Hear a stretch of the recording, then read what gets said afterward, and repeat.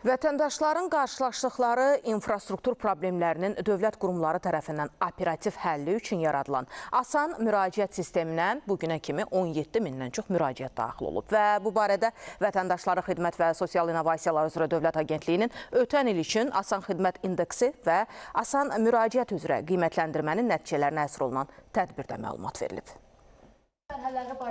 Tədbirdə bildirildi ki, ötən il Dövlət Agentliyi tərəfindən 37 Mərkəzi İcra Hakimiyyəti orqanının 215 xidməti, 85 yerli icra hakimiyyəti orqanının 253 xidməti, 15 hüquqi şəxsin və digər büdcə təşkilatlarının 43 xidməti daxil olmaqla ümumilikdə 511 xidmət qiymətləndirilib. Həmin xidmətlərdən 103-ü Naxçıvan Muxtar Respublikasının 26 dövlət orqanına aid olub. Asan indeks qiymətləndirməsi bizə imkan verir ki, Azərbaycanda dövlət xidmətlərinin biznes prosesini daha da optimallaşdıraq, təkmilləşdirək və nəticədə onun rəqəmsallaşmasını asanlaşdıraq.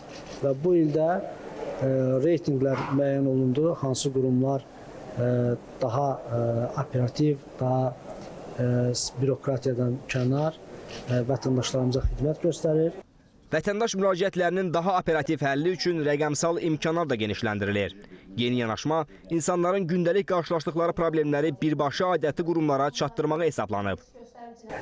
Tədbirin ikinci hissəsi asan müraciət informasiya sistemi ilə bağlıdır. Asan müraciət vətəndaşlara imkan verir ki, rastlaşdıqları hər hansı bir infrastruktur yönümlü problemi şəklini və videosunu çəkib aidiyyatı dövlət orqanına göndərsinlər və nəticədə dövlət orqanları baş verən bir problemi daha tez, operativ müəyyən edib, müdaxilə edib o problemi aradan qaldıra bilirlər. Asan müraciət sistemi isə 77 yerli icra hakimiyyəti orqanı daxil olmaqla ümumilikdə 99 qurumun iştirakı ilə ölkə ərazisi üzrə fəaliyyət göstərir. Bugünədək asan müraciət mobil tətbiqinin istifadəçi sayı 80 mini keçib və sistemə 17 mindən çox müraciət daxil olub. Natiq Çıraqzadə, Elvin Qəhrəmanov, ASTV Xəbər.